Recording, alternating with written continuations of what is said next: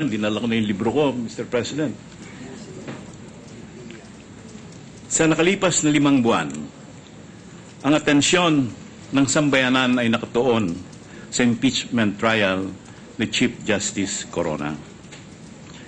Mula sa pagiging pribadong abogado, siya ay nanungkulan sa ilalim ng 2 Pangulo at nahirang bilang pinakamataas na mahistrado, isang natatanging tagumpay para sa isang abogado at ang pinakamataas na posisyon sa isa sa 3 magkakapantay na sangay ng pamahalaan. Ngunit napapaloob po dito sa isa pang istorya. Ang kwento ng isang pamilya na pinagwatak-watak ng mapait na away tungkol sa pag-aari at pera. Tumagal ng 30 taon ang away, nauwi sa demandahan at humantong pa dito sa paglilitis natin. Pera, kapangyarihan, away, pamilya, ito po ang ugat ng istoryang ito. Hindi ang lahat ng ito ay matutugunan natin sa paglilitis na ito. Subalit, hangad ko po, na sana dito rin ay magkaroon ng hantunan o closure ang away pamilya. The question, Mr. President, is quite simply, is the Chief Justice alleged failure to disclose a true and complete statement of assets as mandated by the Constitution, and whether this constitutes culpable violation of the Constitution and or betrayal of public trust. The Constitution and our statutes oblige every public official to make and submit, and I quote, a complete disclosure of his assets, liabilities, and net worth, or SAL-N, in order to suppress any questionable accumulation of wealth. This obligatory constitutional rule seeks to eradicate corruption, promote transparency in government, and maintain a standard of honesty in public service.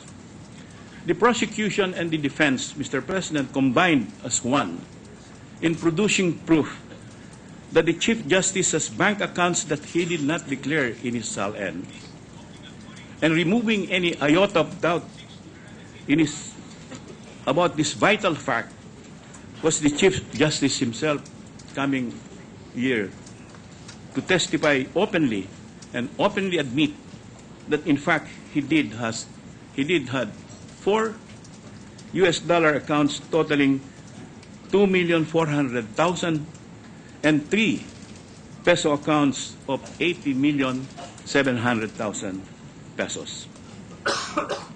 I may grant the Chief Justice plea of honest mistake of judgment, but given his broad experience in public law and practice in investment advisory services, this willful and deliberate omission, together with the magnitude of the amounts involved, amounts to culpable violation.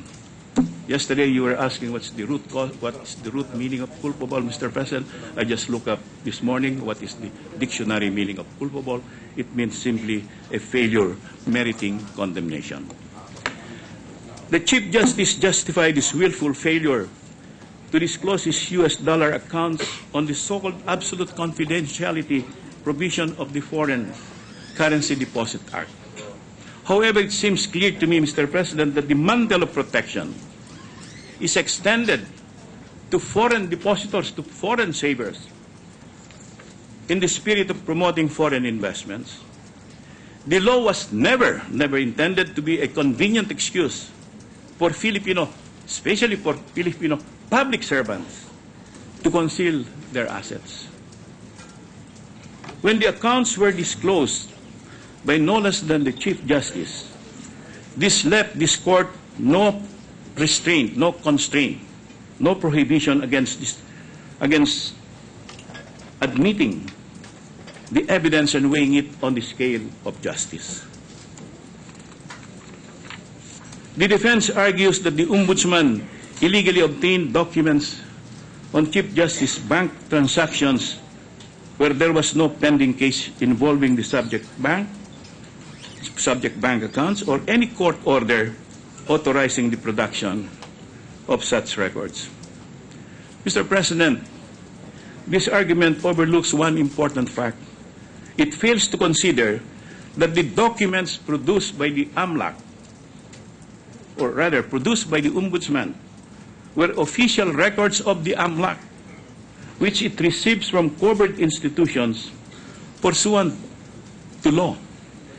The Ombudsman has the power and the authority to obtain these records from the AMLAC pursuant to the Constitution and the Chief Justice's own written waiver on his end. On the whole, Mr. President, the defense main objection doesn't sound acceptable. It rings hollow to me, since the Chief Justice himself admitted to the existence of the accounts, and more than that, the amounts they held, not to mention the fact that information on these were provided by witnesses presented by the defense panel themselves. The Supreme Court no less has said, no position exacts a greater demand on moral righteousness and uprightness of an individual than a seat in the judiciary. As the head of the judiciary, a standard far higher is placed on Chief Justice Renato Sicon Corona. This impeachment breaks new ground. This Senate, sitting as judges, adopts its own rules and makes its own decision within the bounds of the rule of law. It can initiate new doctrines. It can pass new precedents. Its pronouncement is the final word. It seems unnecessary for me to dwell further, Mr. President, on the 80.7 million account of the Chief Justice, which he said is a commingled fund, commingled with the funds of his children and the Basagidote family. But this fund could very well provide the seed of reconciliation for the two feuding branches of the family. For this reason, Mr. President, I find the respondent guilty.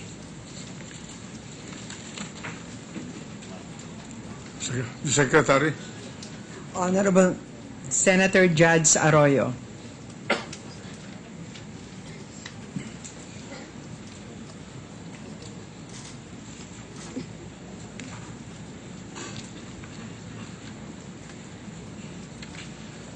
I will not discuss what both the prosecution and the defense had already argued in the closing argument.